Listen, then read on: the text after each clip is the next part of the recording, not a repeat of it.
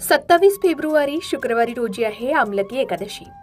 फाल्गुन महिन्याच्या शुक्ल पक्षातील एकादशी तिथीला आमलकी एकादशी किंवा आवळा एकादशी असं म्हणतात. ही एकादशी महाशिवरात्री आणि होळीच्या दरम्यान येते. ही एकादशीची तिथी प्रारंभ होणार आहे 26 फेब्रुवारी गुरुवारी रोजी मध्यरात्री 12:33 त्यामुळे उदय तिथीनुसार 27 फेब्रुवारी शुक्रवारी रोजी आवळा एकादशी किंवा आमलकी एकादशी साजरी केली जाणार आहे.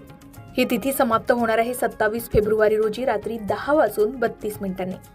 विशेष म्हणजे या दिवशी सर्वार्थ सिद्धी योग आणि रवी योग असे शुभयोग जोडून येत असल्याचं सांगितलं जाते, ज्यामुळे या व्रताचे फळ अनेक पटींनी वाढणार आहे. ज्यांना भगवान श्री हरी विष्णूंची विशेष कृपा हवी आहे त्यांनी दोन्ही दिवस उपवास करावा असं सांगितलं जातंय. मात्र सामान्यतः गृहस्थाश्रमी लोकांसाठी 27 फेब्रुवारी हाच मुख्य उपवासाचा दिवस असणार आहे. आपापल्या श्रद्धेनुसार किंवा तज्ञांच्या मार्गदर्शनानुसार आपण हे व्रत करू शकता.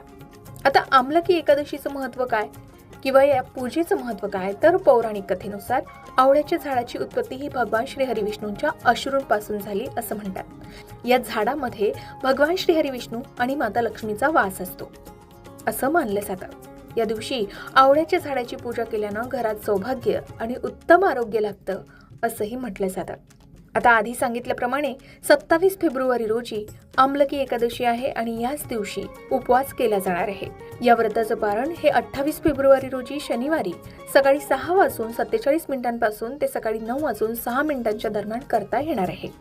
असं म्हणतात की द्वादशी तिथी संपण्यापूर्वी उपवास सोडणं शास्त्रानुसार अत्यंत शुभ आणि फलदायी मानलं जातं.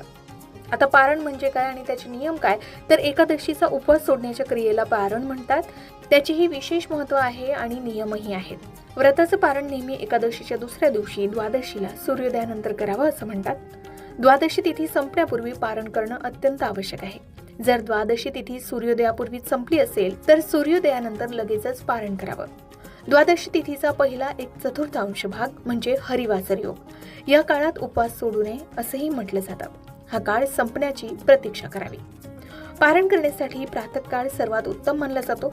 दुपारी म्हणजे मध्यान्ह काळात उपवास सोडणं टाळावं. काही कारणास्तव सकाळी शक्य नसल्यास मध्यान्ह काळ उलटल्यानंतर पारण करावं असंही सांगितलं जातं. आता काही विशेष गोष्टी जाणून घ्यायच्या झाल्या तर 28 फेब्रुवारीला पहाटे 4:05 सुमारास हरिवासर संपत आहे. त्यामुळे सकाळी 6:47 नंतरच पारण करणं शास्त्रानुसार अगदी योग्य मानलं गेलंय. आता आधी सांगितल्याप्रमाणे 28 फेब्रुवारीला शुक्रवारी पूजेचा शुभमुहूर्त सकाळी 6:48 पासून ते सकाळी 11:08 असणार आहे. या दिवशी सर्वार्थ सिद्धी योग आणि रवी योग असे अत्यंत शुभयोग जुळून